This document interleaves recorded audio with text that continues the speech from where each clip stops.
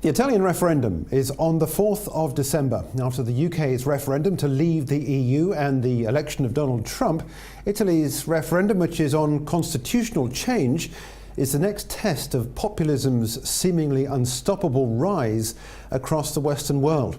If Matteo Renzi, the Prime Minister, wins, it'll strengthen his hand.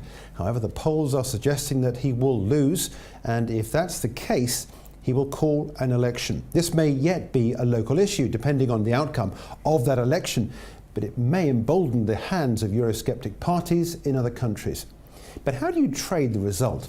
Well, it may be the next big risk, not just for Europe, but for global markets. First up, banks. Italian banks specifically remain very fragile, and any impact is likely to reverberate across the European banking sector as a whole, as the sector has huge amounts of non-performing loans, and the capital increase is being proposed by the likes of Banca Monte dei Paschi di Siena and UniCredit is unclear. It's no coincidence as well that UniCredit is planning to announce its new business plan on the 14th of December after the referendum takes place.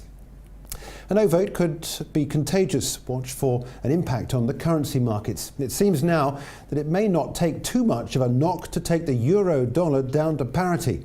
Also watch for weakness for the euro against sterling and also the euro against the more stable Swiss franc. Equity markets, including the Germany 30 or the DAX, the French CAC 40 and the FTSE 100 all come into play potentially if there is going to be contagion across Europe.